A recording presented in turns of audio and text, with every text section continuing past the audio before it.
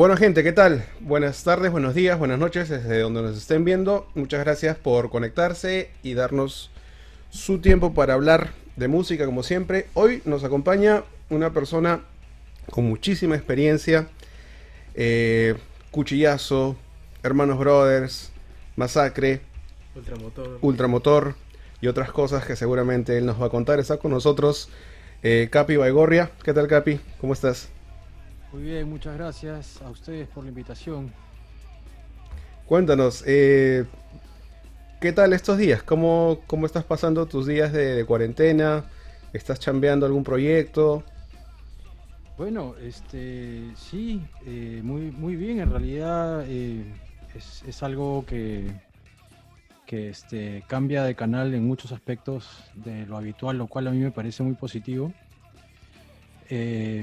Y bueno, es una zona de incomodidad que justamente despierta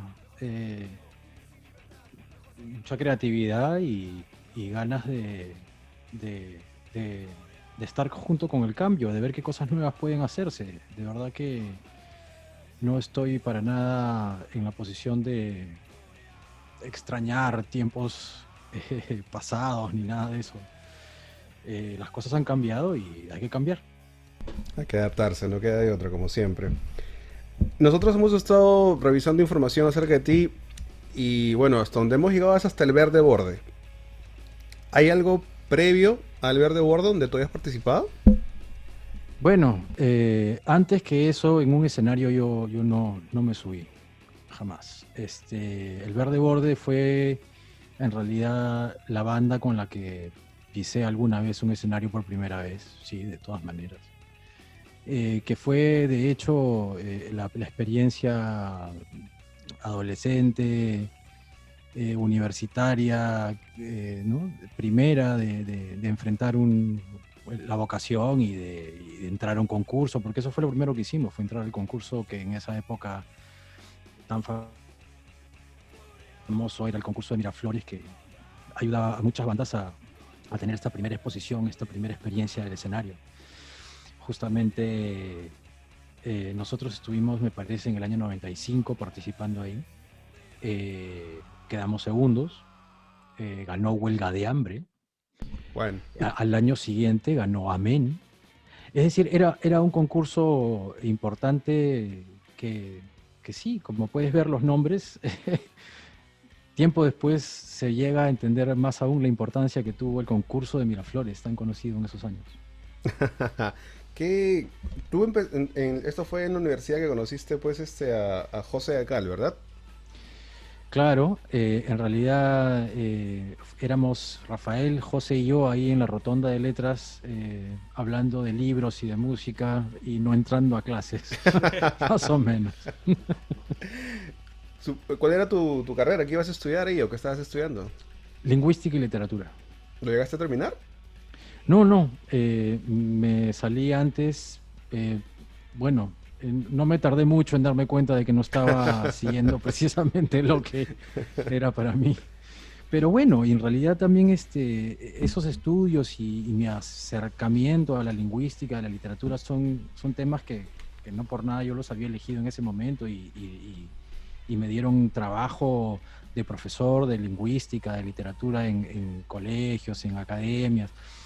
O sea, sí lo viví bastante, ese tema de la lingüística y la literatura. De hecho, aún me queda bastante de ese interés y ese cariño por eso. Y gracias a eso llegaste a conocer a Nicolás, ¿verdad? Porque fuiste profesor de Es él. verdad, es verdad. Cuando fui profesor de los Reyes Rojos en ese asunto de ser docente de lingüística, ahí estaba él. Nicolás era un alumno llamativo en este salón de quinto de media del año 94, si mal no recuerdo. ¿No? En alto él, hablaba bastante. Eh, yo estaba como que me decía, ya, bueno, ahora me toca el salón de acá de este patita, ¿no? Que tanto habla y que tanto interrumpe la clase, caramba. Antes de eso, ¿Cómo fue tu acercamiento al instrumento? ¿Fue siempre la batería tu primera opción o exploraste otras cosas antes de? Bueno, en realidad traté siempre de aproximarme a la música por diferentes lados, aunque de manera, digamos, si quería yo estudiar guitarra, yo recuerdo que, bueno, lo quise hacer de chico en el colegio, terminaba desilusionándome por lo que tenía que aprender y por el camino que parecía que tenía que seguir para poder llegar a algo en ese aspecto. Y era bien académicamente, podríamos llamarlo, pues, para mis intereses en ese momento, aburrido. Entonces, la batería en mis años de chibolo era algo más directamente relacionado con la música que a mí me gustaba, el rock, la música fuerte y bueno, la que rompía, la que estaba siempre en esos años era el rock subterráneo, el punk. Se escuchaba también algo de metal, por supuesto, eran, digamos, las dos, ¿no? Las dos fuerzas antagónicas del mundo oscuro del rock, que nos tenían a los chibolos, ¿no? Muy entusiasmados con ese mundo oscuro, sobre todo el rock subterráneo, que sabíamos que era algo que estaba sucediendo muy cerca de nosotros y no sabíamos dónde, era muy misterioso. Entonces, la batería me dio ese nexo más directo con la música rebelde, con la música inmediata y directa, ¿no? Que era... Y sabía que lo tenía porque es algo, o sea, creo que alguien que toca o que se siente que puede tocar batería simplemente golpea cosas y sabe que podría hacerlo en algo que suene mejor.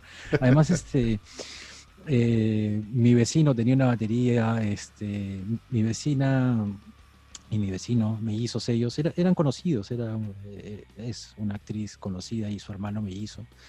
Él es músico y ella actriz, entonces yo de vez en cuando me daba un saltito por ahí y veía esa batería y era como que me enamoré mucho de apenas di un golpe en una tarola, como que se me erizó el pelo, así como que fue como una sensación que nunca me voy a olvidar. El primer golpe en una tarola, dije, ¿por qué suena así? Era slow, o sea, me atrapó para siempre, fue así alucinante. Y bueno, inmediatamente los platillos y todo eso, o sea, era como una gran experiencia de alto volumen y me pareció sensacional. Nunca me pude despegar de esa sensación. ¿Tuviste formación musical o todo fue autodidacta? Bueno, sí tuve, bueno, formación por varios lados que en realidad, bueno, tal vez lo que te diga te suene un poco trillado, pero yo creo que toda formación es autodidacta, en general, en la universidad, en el máster. En realidad, uno aprende en tanto está dispuesto a absorber de todos lados eh, el aprendizaje, las lecciones, y hacerlo y construirlo dentro de sí. Y bueno, si bien yo estuve con algunos otros bateristas asumiendo lecciones y pidiéndoles consejos y siempre siendo muy observador de todo lo que me rodeaba y de todo lo que escuchaba. Recuerdo que cuando yo estaba chico en esos años, no, pues no era muy común encontrarse con el entorno didáctico que ahora vemos en Internet. Pero sí había video, y había video en VHS de profesores. Había lecciones que ahora, como las que ahora podemos encontrar en YouTube, y yo comencé con las lecciones de Greg Bisonet en video, que me las regaló el sobrino de Alex Acuña, que atendía en una tienda Ace cuando vendía música ahí en Florida.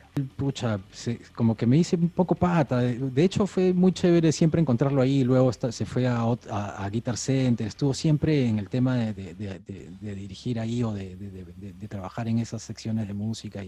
Y siempre lo iba a buscar a él porque era un muy buen pata, muy buen vendedor.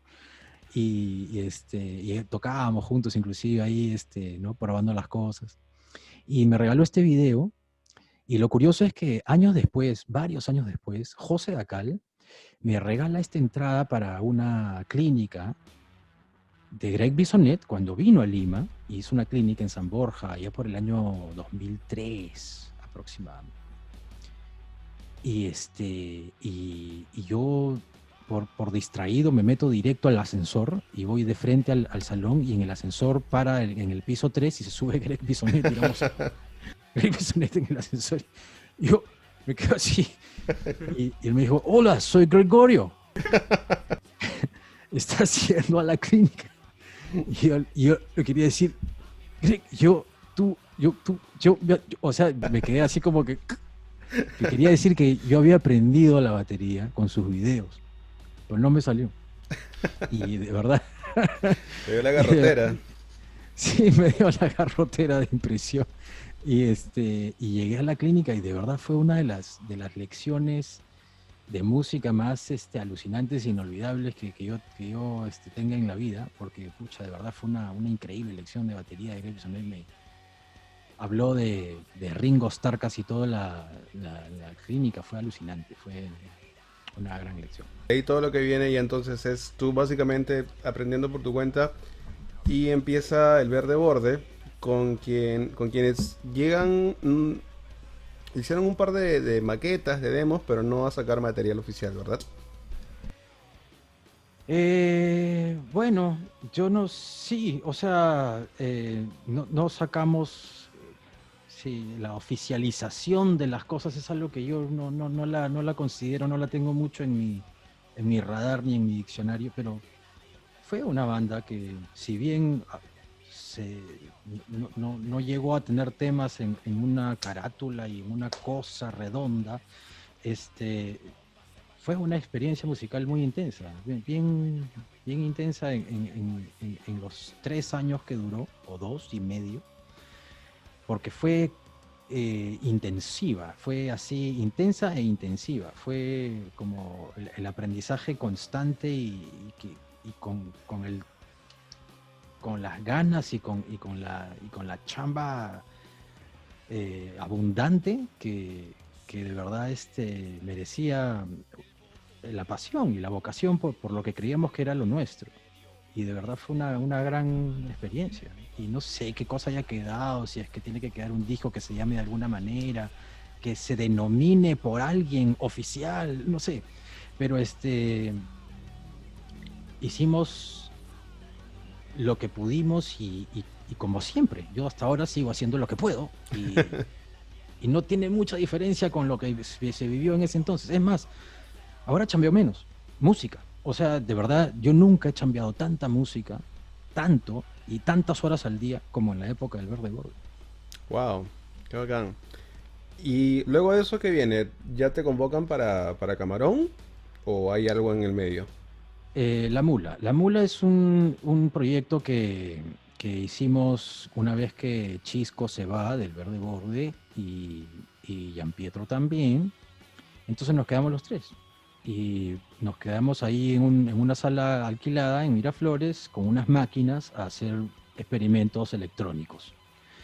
Y en esos experimentos, yo recuerdo que yo me pegué mucho, realmente me hice como que me, me obsesioné mucho con eso. Y tanto es así que yo llegué a vivir ahí en esa sala. Tenía mi cama ahí. Recuerdo que la gente se quería quejar de eso porque eran oficinas. ¿Cómo podía ser que alguien estuviera ahí viviendo? ¿No? Se notaba, se notaba. Entonces, y yo estaba día y noche con las máquinas ahí. Y bueno, eso fue... ¿En qué terminó? Terminó en que todo se perdió porque las máquinas se averiaron y bueno, cuestión de 5 años después yo llego a rescatar ese material que estaba en un cassette, fue todo lo que quedó. Pese a que teníamos los equipos, todo, pero como todo se fundió, la información se perdió y nosotros bajábamos eventualmente nuestras grabaciones a un cassette. Y entonces agarré ese cassette y lo remastericé y lo colgué. Es más, abrí una página web que se llamaba lamula.com y ahí yo ponía y publicaba todo, incluyendo el disco que produje el año siguiente, que fue el disco de Camarón Jackson, el segundo disco. y Qué lo genial. subí por ahí de manera gratuita y también tiempo más tarde el Tecnofuria lo subí de manera gratuita. Era como que algo que ahora suena pues como que claro, pues obviamente, ahora está Spotify y esto y lo otro, y antes estuvo esta otra cosa y Yamendo y Napster, pero en ese momento no había nada. Entonces de verdad yo con una página web trataba de que la gente se bajara la música y bueno, era una especie de discusión también, ¿no? Porque mis compañeros no se sentían realmente como que se sentían un poco raros con eso, ¿no? Y el disco, pero yo decía, no, ya eso ya fue, vamos para, ahora eso, una cosa diferente.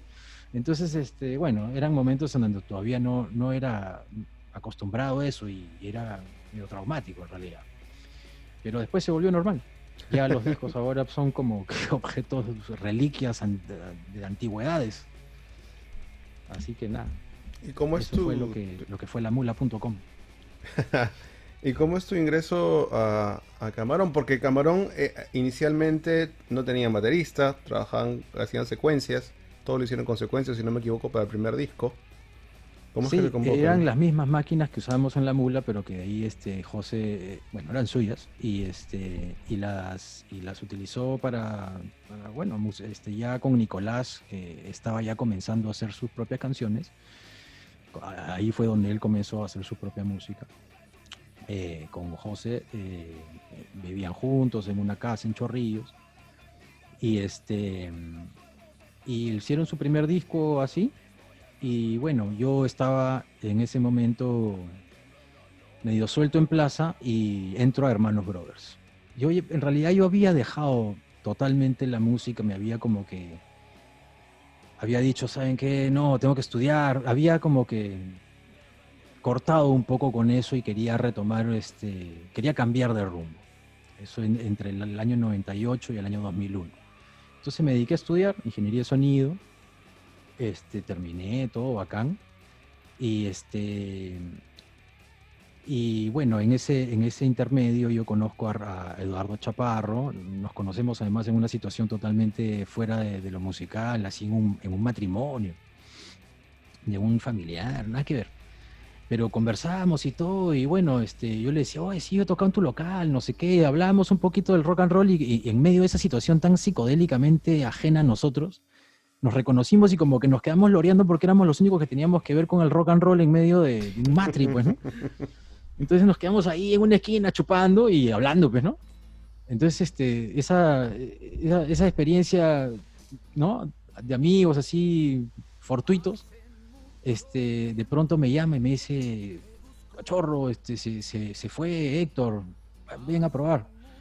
Y yo había escuchado a los Hermanos Brothers y los Hermanos Brothers me pareció una banda sensacional. O sea, yo estaba, esa fue la banda que al escucharla en el CD dije, extrañé realmente estar en una banda.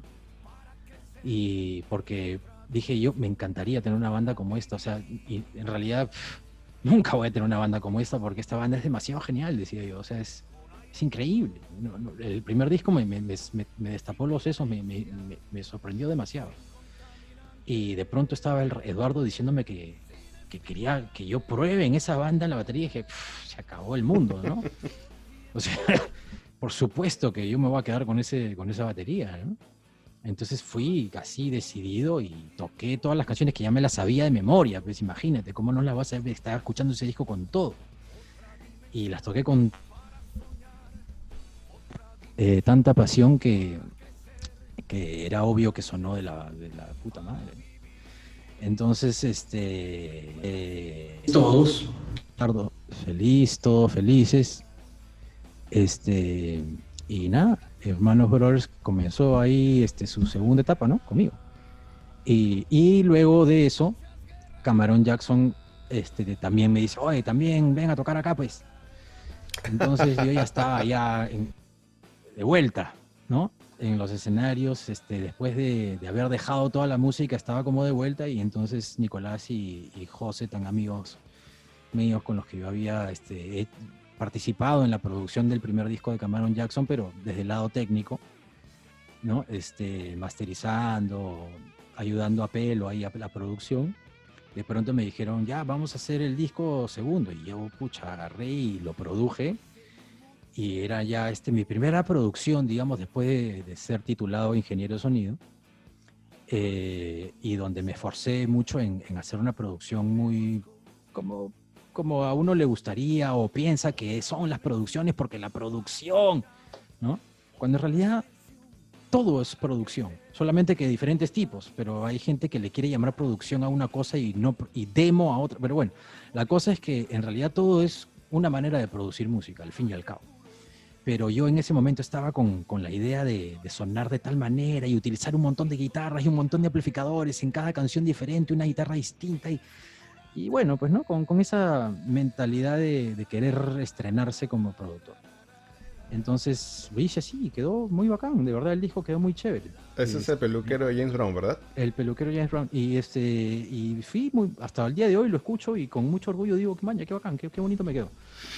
La producción, sí. Y sonó bien rockero, o sea, como no sonaba Cameron Jackson, sonó más bien como medio como Brothers, pues, ¿no? Porque yo venía un poco con todo eso y grabamos en el sargentito, con la madera ahí, ¿no? Y con esa onda pues más orgánica, más rockera y con guitarras pues de Coqui, ¿no? Esta Rickenbacker, que era la que usaba pues John Lennon, o sea, unas guitarrazas y unos amplificadores increíbles y unas cosas, o sea, realmente gozamos mucho en esa producción y fue una súper experiencia para mí, pero quedó ahí, Cameron Jackson se disolvió. Entonces, inmediatamente después de eso, Nicolás, que ya quería hacer su propia cosa, porque en realidad desde ese momento él quería tener su propio proyecto solista. Y más bien, eso fue justamente el inicio de Cuchillazo, cuando él agarró y tenía estos temitas en la cabeza, en realidad, y me dijo, oye, tengo unos temas para demear. Y lo tocamos y lo grabamos como sea, con 2 micrófonos, 3 micrófonos así baratos pegados en patas de bancos en una sala de ensayo enana. Y eso se transformó en el primer disco Cuchillazo. Y que en realidad ese es para mí también un ejemplo de producción. Un buen ejemplo de producción en realidad. Porque ahí estábamos rescatando una magia de la primera toma, que me parece un magnífico concepto de producción. O sea, a mí me encantó ese concepto de producción. Mira, tenemos un disco que está siendo grabado, aquí está grabado por personas que no tenían idea de que estaban grabando un disco. Y se nota. Eso es un concepto de producción. Entonces, y que está grabado con 3 micrófonos dinámicos pegados en patas de bancos. Eso también es un concepto de producción. Y suena de una manera y vamos a completar ese sonido con otras pistas encima para finalmente redondear el producto. Y lo mezclamos aquí, lo masterizamos allá y eso también forma parte de toda esta cadena de producción. Esa es una producción de la cual yo también estoy muy orgulloso porque tiene esa magia. ¿Y llegó a pasar un filtro? O sea, en el transcurso de la grabación, ¿quedaron algunas canciones que después las soltaron en los próximos discos? ¿O conforme la tocaron, lo pusieron? No entendí la pregunta, discúlpame, Alex. Que durante todo el proceso de la grabación quedó una o dos canciones ahí pendientes que nunca lo soltaron en el primer disco. No, todo entró. Absolutamente todos los errores, patos, todo. O sea, no, de verdad, por algunos ratos yo veía un poquito de pudor desde el lado de Nicolás, pero yo decía, no, mano, este es un disco impúdico, este es un disco absolutamente así, es como grosero. Mis errores me encantan, me estoy viendo a mí mismo tal y como soy, sin ganas de... No, como uno es en un disco, a veces quiere maquillarse. No, mano. Este disco tiene magia y es así, con todos los patos. Es más, comienza con un pato que hasta que me ha dado nostalgia eso, porque he visto a un pata recientemente subir un video a YouTube que hace canciones del primer disco y sabe hacer el pato, lo ha hecho tan bien, así es un cover del pato, de un error que yo cometí y ya ha quedado tanto que ya le puedes hacer un cover del pato también. Buenazo. Y esto pasa Y tú igual seguías tocando con los brothers, sale por ahí el Cabeza de Ratón, ¿verdad? Sí, ese es un disco de, pucha, de verdad que me llena de cariño y de nostalgia porque de verdad cada vez que lo escucho digo, yo, pucha, de haber participado en este disco, en esta maravilla de disco, esa es para mí de las cosas más grandes que me han pasado. Este es una maravilla de obra. Es realmente, y haber participado en la construcción de esa obra es para mí un tremendo gusto. No voy a decir orgullo porque no me gusta esa palabra, ¿ya? Pero me llena de gusto y de placer, de agradecimiento, de gratitud. Eso es. ¿Cómo era Entonces, la chamba ahí de armado de canciones? ¿Venía alguien con una idea y la chambeaban entre todos o venían hechos eso ya? era una banda, mano. O sea, tú podías creer que en realidad de verdad, era una banda, donde venía el mono y tenía una letra y Coqui ponía algo y de pronto, y ahí venían las opiniones mías y el arreglo y luego Miguel y luego yo y luego Coqui y luego el mono y o sea, eran así, eran construcciones de banda. Era lindo, la verdad. Como yo estoy acostumbrado justamente a tener una experiencia grupal, que es así, es dinámica y es algo que no podrías hacer solo porque esa es la magia del grupo. Luego, lamentablemente, bueno, el monito tiene que alejarse de los escenarios. Pero Sí, bueno, y nos deja también un disco en vivo muy, muy bacán. Un disco que lo grabaron en la noche de Barranco en el 2003, si no me equivoco. pucha, ese disco se graba en el 2004 y sale en el 2005. Lo que pasa es que al mono le da este problema, fíjate, el mismo día, en la misma madrugada que nace mi hija, en el mismo hospital. Por Dios. Entonces yo estaba llegando con mi mujer dando a luz a mi hija y en ese mismo instante estaba llegando el mono en otra ambulancia. En ese mismo instante, imagínate. Wow. Fue un momento que me faltan las palabras para describirlo, no tengo cómo decir cómo me estaba sintiendo porque al día siguiente yo estaba entre el nacimiento de mi hija y este tema de Eduardo. Y estábamos en el mismo pasillo, o sea, estábamos a 4 puertas de distancia. Yo iba a visitarlo a él, luego estaba con mi hija, o sea, yo prácticamente vivía ahí, está en la Maison de Santé. O sea, estaba con mi hija y luego iba 4 puertas más allá y lo veía al mono y hablaba con él y luego iba a mi hija. O sea, era una cosa así. Wow. Locazo. Y bueno, viene esta idea de hacer este concierto conmemorativo, homenajeante. 15 de diciembre de 2004, aquí lo estaba leyendo en el arte del libro. Sí, pues. Pucha, y fue una súper experiencia. Los ensayos fueron alucinantes porque estábamos Coqui, Miguel y yo todo el tiempo ahí con los instrumentos y en eso llegaba Raúl Pereira, se iba Raúl Pereira, entraba Fran, yo sí, Fran, llegaba Omar Pizarro, sí, Omar Pizarro, o sea, llegaba Manolo Barrios, llegaba César Samayoa, entonces llegaba Farfán, entonces éramos como, al final ya pues nos quedábamos todos, pedíamos las chelas y se armaba, pues, parecía un bar. Imagínate todos esos nombres que te estoy diciendo, pues, ¿no? Bueno, una celebración, como debe ser, pues, ¿no? Estaban celebrando la Era obra un del monito. momento, un momento lindo, de verdad, inolvidable, alucinante. Y hacer ese disco, y bueno, yo recuerdo pues también que lo que quedó de ese disco, cómo lo produjo, porque yo lo mezclé, bueno, lo produjimos Coqui y yo lo mezclé al final, me acuerdo de ese proceso también de lo alucinante que fue y de cómo quedó todo al final y de bueno, gente diciéndome que era un disco que era como su disco de cabecera, que era un gran disco, que no podían dejar de escucharlo, y de verdad sí, pues o sea, estaba Chaveta, Farfán, Pizarro, estaban todos, o sea, era, bueno, el todos ¿no? De la gente que nos rodeaba, a nosotros, los brothers, al Sargento Pimienta. ¿Hubo alguien que no llegó, que no pudo, que ustedes querían que esté y por temas de agenda o qué sé yo, no pudo participar?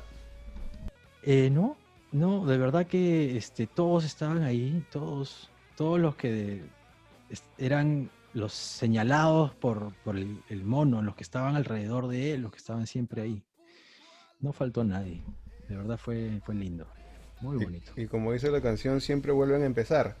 Han probado, han extendido a Franjo, estuvo Chaveta un tiempo, hasta que se dieron cuenta que la respuesta siempre estuvo en casa. Pues Co- sí, mira, ve bacán lo que ha dicho. Ahí parafraseando los nombres de las canciones, es así como fue. Y, y claro, el tema iba por el lado de tratar de aceptar que yo me pare de la batería, porque ese era el obstáculo principal. Porque sí llegamos a tocar yo cantando desde atrás, como lo hacía en Cuchillazo, pero Coqui quería tener a su partner de escenario ahí, o sea, el formato de Brothers no se sentía tal y como era, ¿no? Y como siempre fue. Entonces, al final, el yo poder pararme a la batería y cederle mi espacio a alguien, ese fue el momento, lo más jodido en realidad. Y en realidad, o sea, no podía ser otro que Hans. O sea, Hans es familia, es un masacre, no pasó nada, aquí no pasó nada, o sea, es Brothers. Era el mismo Ahí equipo, está. era un jugador más del Claro, mismo equipo. Y cómo es, yo exacto. recuerdo mucho un episodio del jamming, de esa primera etapa que la conducía Edu, donde hacen un tributo a los 90 y tú cantas un par de temas de Nirvana. Eh, Sí, dije, yo te conocí es que, es obviamente que tocando la batería, dije, ¿por qué no está cantando Capi en algún lugar? Gracias. No, es que en realidad, bueno, eran, valga la aclaración, dos tributos diferentes. Uno era un tributo a los noventas y el otro era el tributo a Nirvana. En el tributo a Nirvana estábamos prácticamente Michael Dawson, Rafael Acuba, Mapache, alguien más, no recuerdo bien, Paquito Holguín, Rafa Raez y yo. Entonces éramos nosotros nomás que teníamos que bandearnos con todas las canciones de Nirvana y nos las repartimos en un instante. Mira, compadre, tú tocas esta. A mí me dieron las más caletas porque yo, pues, no sé, pues yo ya dámelas, obvio, pues no. Obviamente, Paquito, pues tú vas a cantar pues, la más conocida. Entonces, y me dieron unas caletazas y me acuerdo que apuntaban en el piso la letra porque nadie se la sabía y estaban todas mal traducidas, no importa, o sea, mal transcritas, ¿no? Y decíamos cualquier cosa, me acuerdo, era bien gracioso. Entonces, y a mí, te voy a ser sincero, en ese momento no me gustaba tanto Nirvana, pero quería meterle igual, o sea, era una oportunidad de cantar y además de cantar directamente en la televisión. Entonces, me solté y lo disfruté harto. Y el tributo a los 90 fue más bien cuando nos llaman a las bandas a hacer canciones que nos gustaran y que fueran importantes para cada banda de esa década. Y nosotros hicimos 3 canciones a nuestro estilo, o sea, no fueron esos covers así, no, o sea, de verdad le sacamos, es más, 2 de esas canciones eran electrónicas originalmente y nosotros las hicimos pues al formato de rock and roll. Una era, me parece que algo así como One Man Army de Prodigy y Tom Morello, que era una canción que además la habían metido en un soundtrack de una película, Spawn, me parece. Otra era una de Nine Inch Nails, que se llama Heresy, y otra, ya hicimos un pan con mango, que era Beastie Boys con Ilya Kuriaki, y que quedó para siempre esa canción, y que hasta el día de hoy la seguimos tocando en concierto, que se llama, ya hoy día se llama Sabotero, en ese momento no tenía ni nombre, pero eran obviamente Sabotage, pero mezclada con Remisero. Y nada, o sea, obviamente hicimos más o menos lo que nos dio la gana, que era lo único que podíamos hacer, porque en realidad si tratábamos de imitar a alguna otra banda nos iba a salir pésimo. Entonces, hicimos lo que nosotros sabíamos, y quedó una canción para siempre. Esa fue la cosa que nos llevamos de ese momento. Y bueno, en realidad el jamming fue importantísimo para las bandas, para Cuchillazo, para varias bandas. Muy importante. Esa etapa es muy paja porque ese programa, bueno, ayudó a difundir, o sea, a realmente difundir. No eran refritos, era gente que iba a presentar cosas nuevas y a divertirse también, pues, ¿no? A pasarla bien. Claro. Pero ¿qué falta hace algo así en estos tiempos? En realidad yo me quedaba muy... eh, me vacilaba mucho ver cómo era la dinámica del jamming, que en realidad eran estos tres patas que estaban soltando ideas en un cuartito y decía, ya, ahora, ¿qué hacemos la siguiente semana? ¿Qué tal si hacemos un tributo a tal cosa y llamamos a tal y tal? O hacemos, o sea, y en realidad el jamming al final, hasta el día de hoy, quedó teniendo ese espíritu. Era, por ejemplo, hasta el día de hoy, el jamming no es el jamming, sino agarran y hacen cosas como, ya, ahora tú tocas una banda de él y él toca una canción tuya y luego hacen una canción las dos bandas. O sea, eso es justamente, y eso es algo que nos hacía salir de nuestra zona de confort y conocer a otra gente y hacer música, pues. Eso es lo que realmente es ser un músico, es estar listo para experimentar, me parece. Bueno, en realidad no es eso ser un músico, pero a mí me gustó mucho esa propuesta. Viene Masacre. ¿Cómo llegas a Masacre? ¿Cómo fue ese reto? ¿Ya escuchabas tú de Masacre? Bueno, en realidad yo creo que la culpa de todo eso lo tiene el Tecnofuria, que en realidad es el disco en donde otras bandas ven en mí que yo podría tocar con ellos. Entonces, cuando yo tocaba en Brothers y en Cuchillazo hasta el Días Negros, no parecía que yo pudiera saltar a una banda como Masacre o como Ultramotor. Pero después del Tecnofuria, sí. Entonces, y es porque yo estaba en ese momento muy interesado en eso. O sea, en esos años, 2006, 2005, eran años en los que venían muchas bandas a Lima, como, el inolvidable concierto de Anthrax, los 2 conciertos en esos años de Napalm Death, y comenzaban a suceder cosas por el lado Polo Negro, que era muy bacán experimentar en tu propia ciudad, en las discotecas, ¿no? Chiquitos conciertos de banda, o sea, eran cosas que yo no me imaginaba haber visto y que de verdad, o sea, que coleccionaba yo en algún momento de chibolo y que exacerbaron la pasión por la música extrema. Entonces me hice muy escucha de bandas así. Entonces eso se iba a notar en mi toque, y en el Tecnofuria se notó harto, pues, que yo venía con el doble pedal, con las ganas de hacer un poco de hardcore, con las ganas de hacer cosas más duras, y también inclusive con la voz. Entonces, en realidad, claro, si tú mismo te das cuenta, o sea, después del Tecnofuria aparece La Mente y yo yéndome a Masacre, o sea, te das cuenta más o menos qué es lo que pasó también, ¿no? Y por qué también Cuchillazo llegó un momento en donde ya, hasta acá nomás. Y es porque yo estaba yendo para allá y mis amigos estaban yendo para allá. Entonces, ya, tuvimos que ir cada uno por su lado. Entonces, y el punto más álgido ya antes de romperse esa hueá fue el Tecnofuria. Entonces, pero hasta ahí ya ese fue la máxima cosa que se pudo tolerar, digamos, ¿no? Y yo ya estaba listo para zambuirme en Masacre y en Ultramotor, y primero viene Ultramotor, primero viene Cecitar a decirme eso, y para mí era como que me asusté. O sea, de verdad dije, ¿cómo voy a tocar en Ultramotor? Maña, dije, qué paja que César piense que yo puedo tocar en Ultramotor. Eso ya me hace inflar el pecho. Pero qué palta, hombre. O sea, de verdad, cuando fui a un ensayo Ultramotor me dije,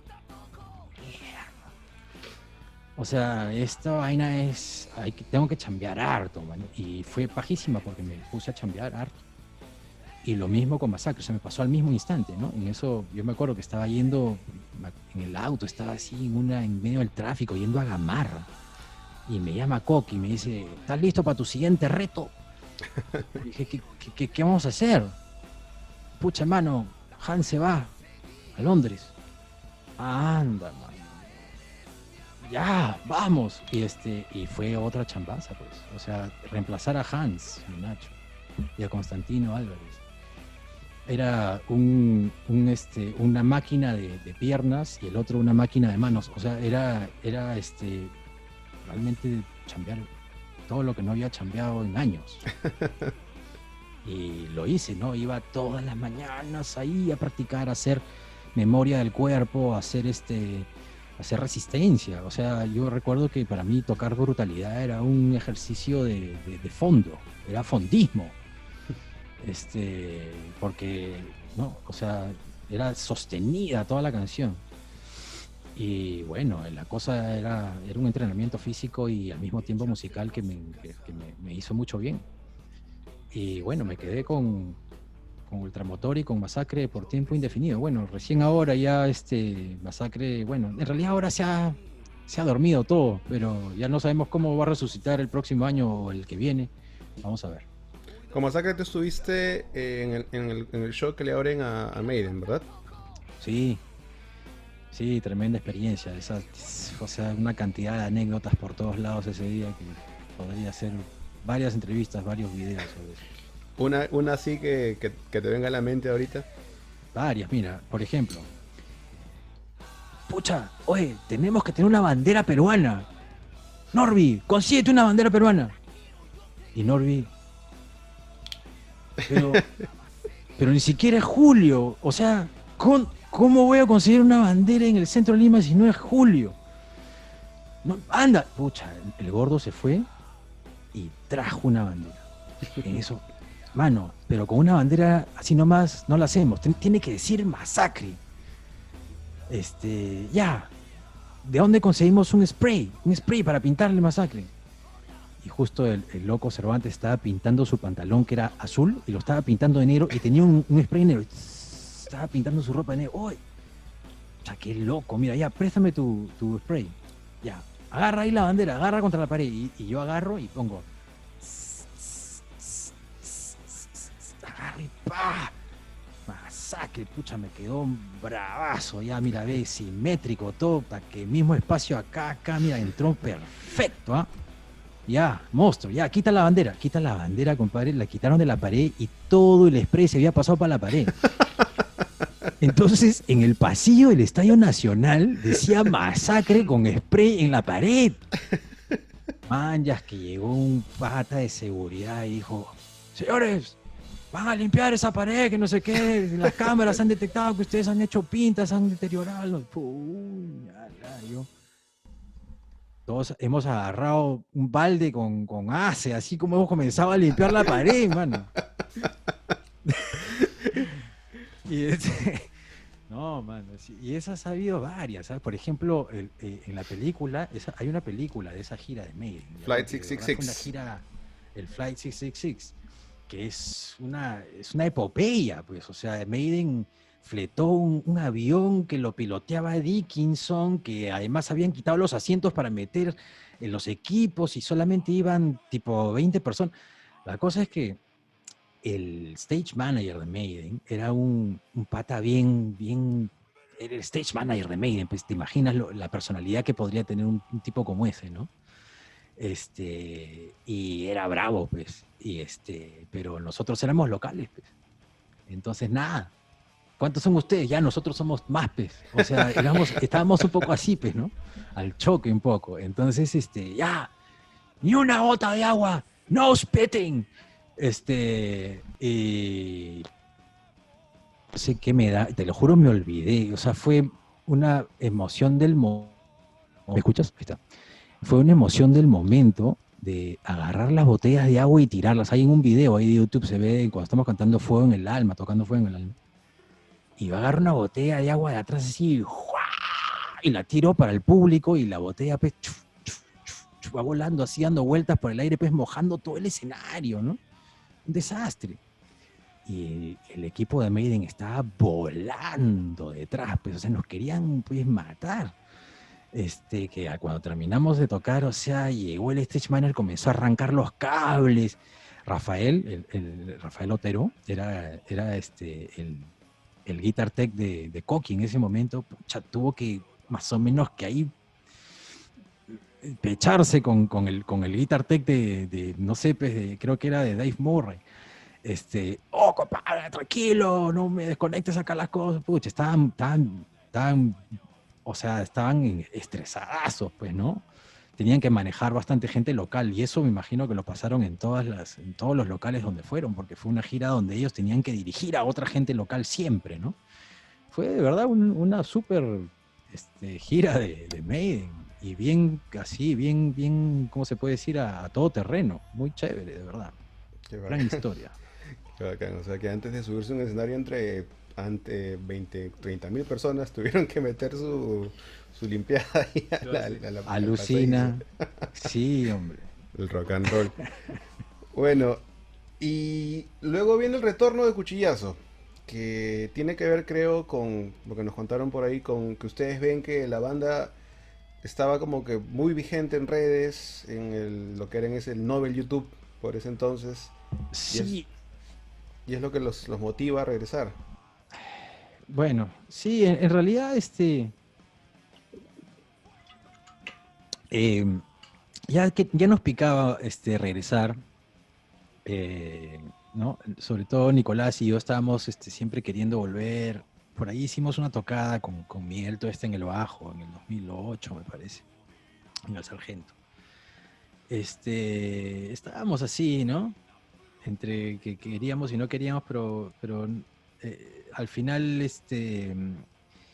sí, de alguna manera, las redes y todo eso terminaron por convencer también a todos ya en la banda de que teníamos que volver de alguna manera fuerte y declarada y no a medias tintas, sino con un disco y con todo eso, ¿no?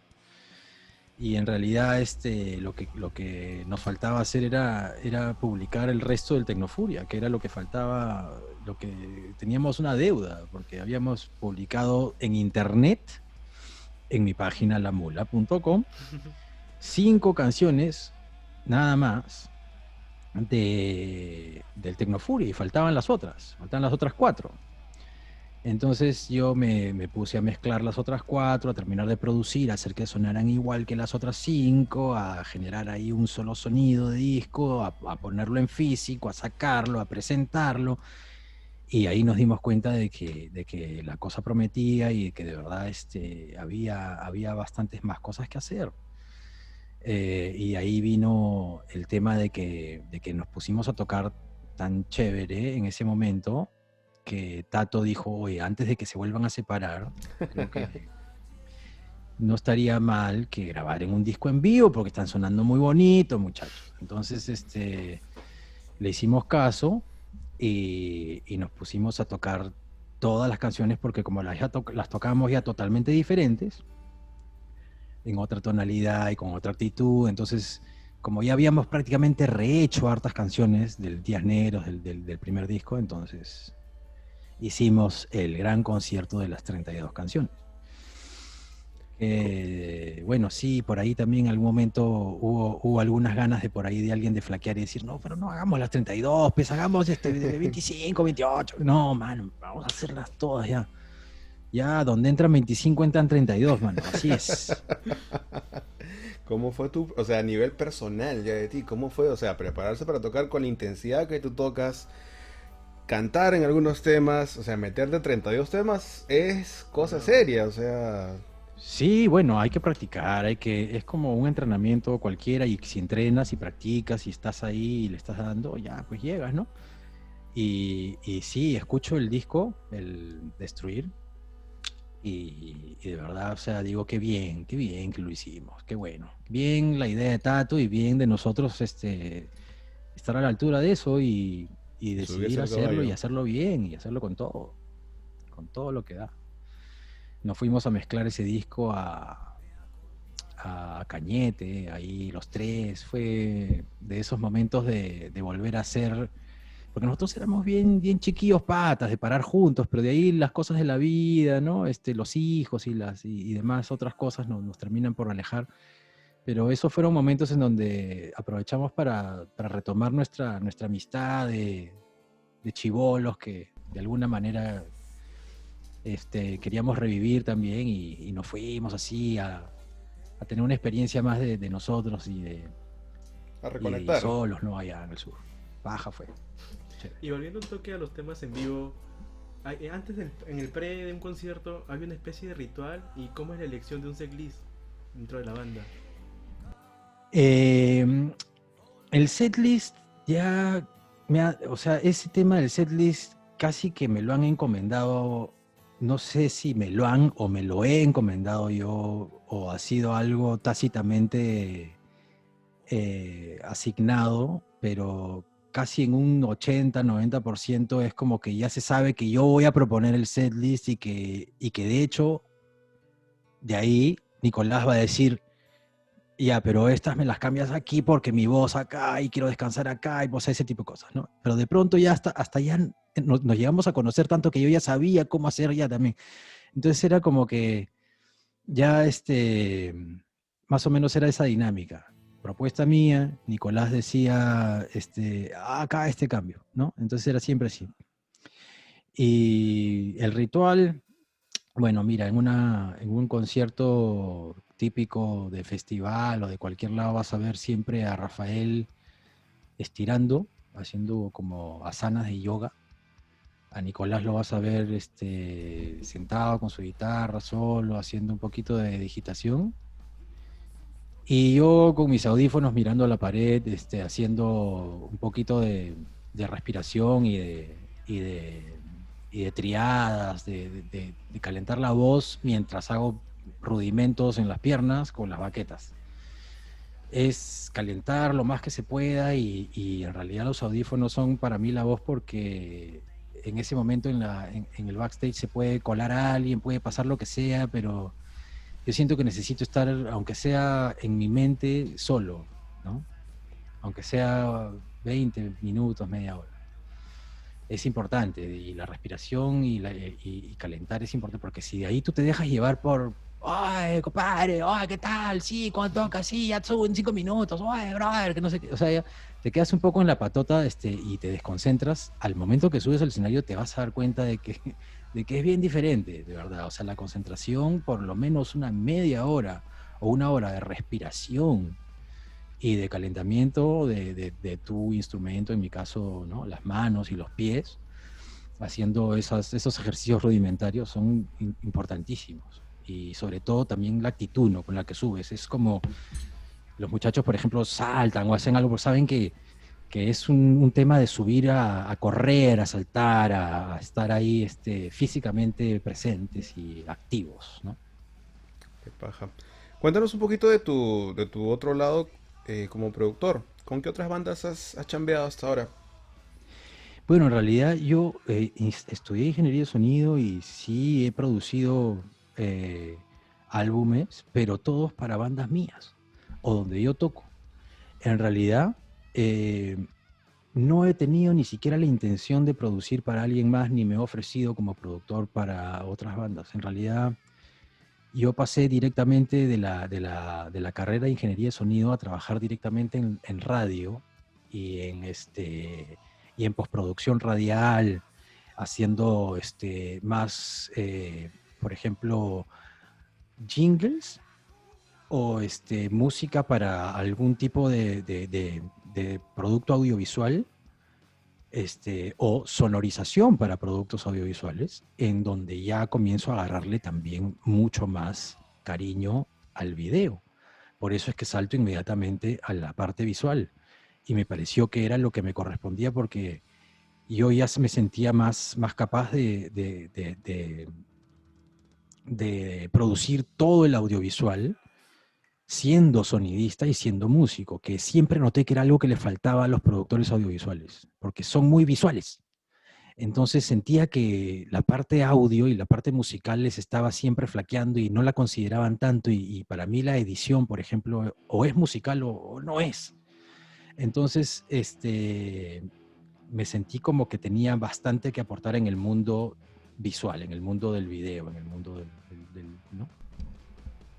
de esa parte. Y me encantó eso, me pareció que era mi lugar y chambeé más en publicidad y en producción audiovisual para múltiples propósitos, incluyendo documentales, y me encantó siempre agarrar la cámara y me enamoré de la cámara de ahí en adelante, siempre sabiendo que mi arma debajo de la manga era la musicalidad y el audio, porque están conmigo siempre, ya están ahí. Entonces, simplemente fue como entrar a otro terreno para llevarlo conmigo a ese otro terreno, ¿no?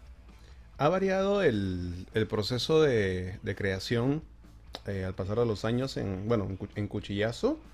Me refiero a los temas. Sí, claro, en realidad cada disco ha sido siempre un método diferente y, por ejemplo, en el primero ya, bueno, ¿no? Estaba lo que hace rato te conté, que fue un jamoneo, una improvisación que no sabíamos que estábamos grabando un disco y eso me pareció que fue un excelente comienzo para un proyecto que se estaba comenzando solo, era como un proyecto que no tenía premeditación, sino que era un accidente y me parecía mágico eso. Entonces el siguiente ya era como que Nicolás quería que no fuera tan pastrulo, pues ya, entonces quiso agarrar y decir, ya, mira, vamos a hacerlo bien y vamos a planearlo bien, entonces se fue a Londres a decirle a Rafael que quería que él lo produciera, ¿no? De manera más premeditada y planificada.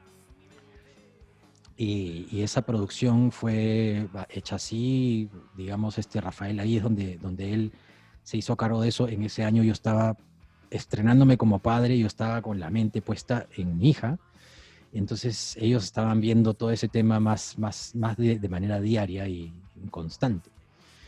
Pero los temas, sí, la parte creativa de los temas seguía siendo un jamoneo en un 50% entre Nicolás y yo, y también con Rafael, ya que él estaba también produciendo. Entonces ya se notaba la presencia de Rafael, por eso es que en ese disco sí llegas a notar más reggae. Entonces eso fue muy bacán, la entrada de Rafael en un ecosistema que ya era Nicolás y yo, y entraba Rafael a darle reggae a la cuestión. Soldado de Piedra, Días Negros, y sobre todo esta canción, la última, que se llama I, que me gusta mucho y la tocamos poco, que en realidad tiene una manera de tocarse el bajo que es muy de Rafael, o sea, es muy característica. Nadie toca así.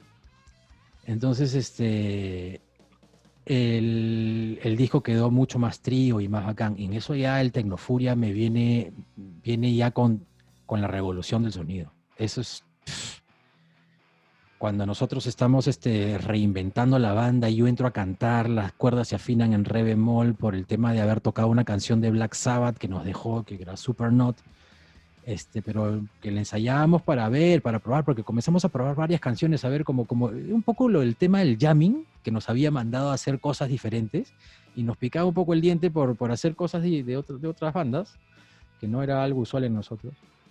Pero nos dimos cuenta de que existía ¿no?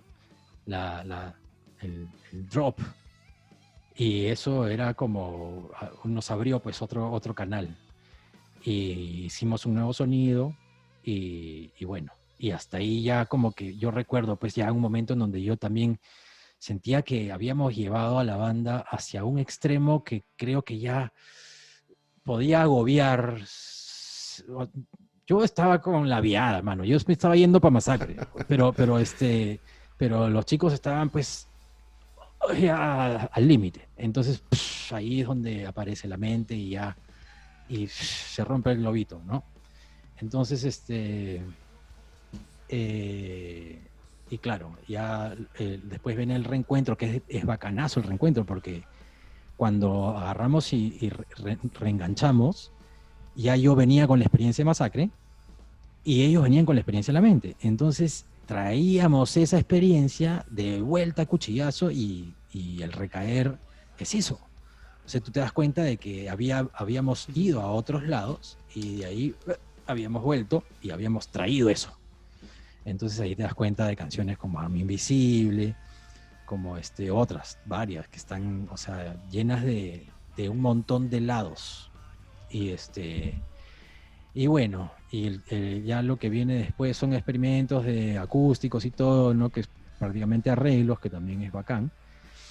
Y bueno, el Atravesando Muros, que ha sido una manera totalmente diferente de crear también, porque nos hemos sentado nosotros a idear los temas juntos en un estudio. Así los tres a decir, mira, vamos a idearlas parte por parte. Entonces yo proponía un ritmo y en eso con Nicolás, o sea, éramos ya como que nos sentíamos ya en un laboratorio de creación triangular, ¿no? Donde estábamos, o sea, no, nadie creaba por su lado, ya era así como los tres juntos. Y salieron pues por eso cosas así, ¿no? Cosas que parecen, no sé, hay canciones que parecen collages y otras canciones que no habrían podido salir de otra manera que haciendo capas, ¿no? Capas de uno con el otro, de muchas voces, partes instrumentales largas, grabamos la batería al final, cosa totalmente al revés de lo que hemos hecho siempre. Que eso es algo muy, muy paja de cuchillazo, pues, ¿no? Que en todos los discos no suenan igual. O sea, Claro. no hay Tecnofuria parte 2, no hay Días Negros parte 2. No, Cada uno es un mundo en sí mismo. claro, y es que en realidad nos estamos como, o sea, creo que es inevitable y que al final todos lo hacen, no nos sentimos cuchillazo, ni sentimos que es una marca que nos está obligando a hacer algo. Como que ya lo damos por sentado, lo tenemos así, a veces lo tratamos de sacar así o de maletear, a ver hasta dónde puede llegar, porque ya sabemos que todo aguanta cualquier cosa. Entonces traemos lo que sea y lo aguanta, o sea, lo asimila, se puede tragar cualquier cosa que digamos o que hagamos. Entonces ya no es una marca rígida, sino es como una especie de ameba que agarra todo. Entonces, por eso es que hacemos cosas para nosotros en realidad. Eh, y bueno, así es como ha sido. ¿Cómo será de acá en adelante? No sabemos.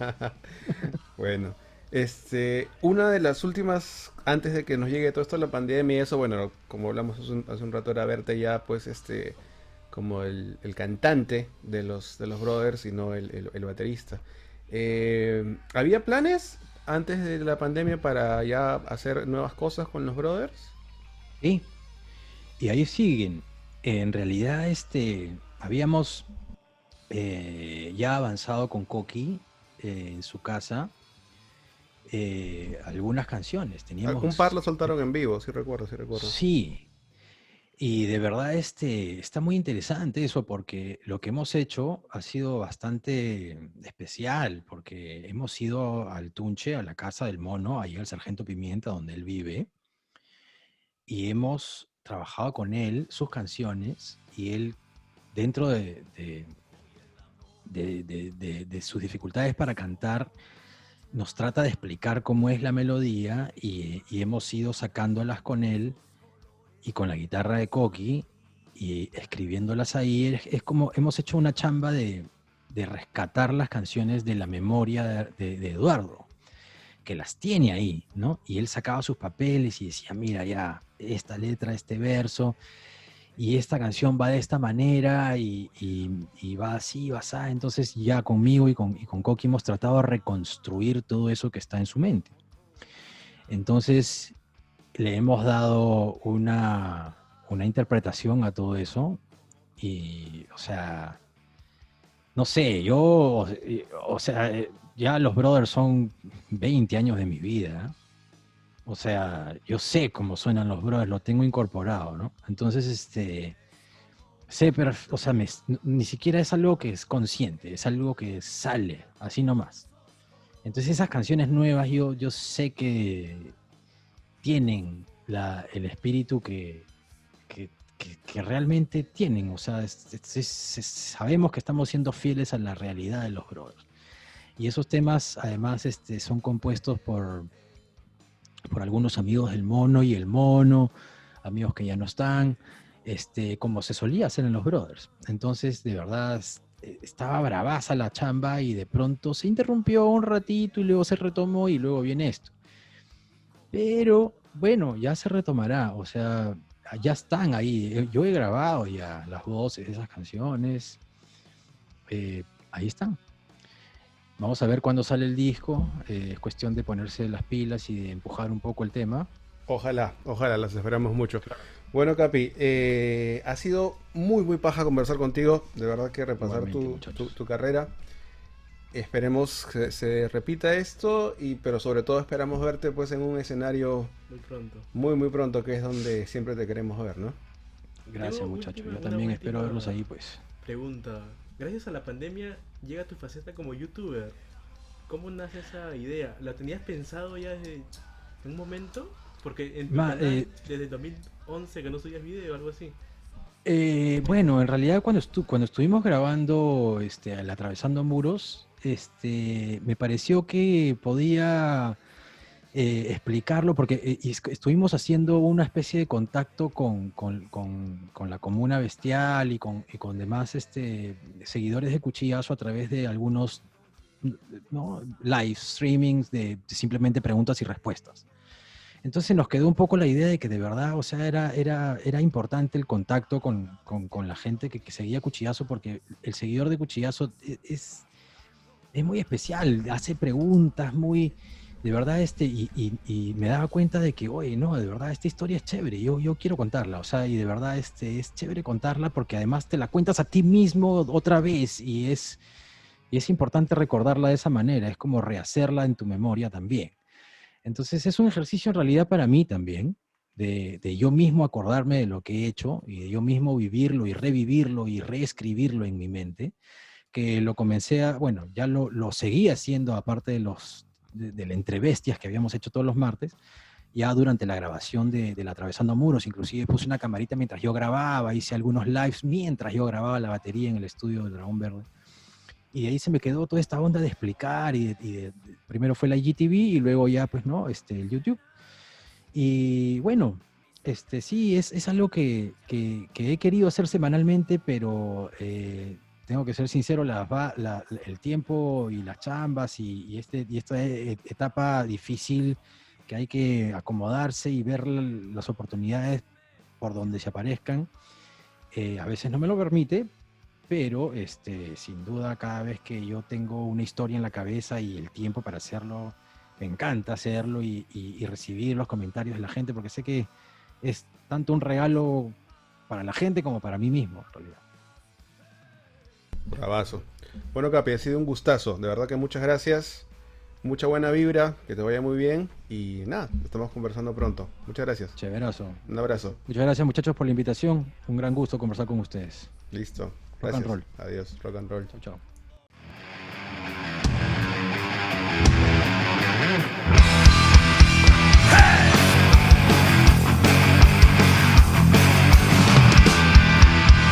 En la jungla cemento hay peligro letal y en sus trochas oscuras todo puede pasar.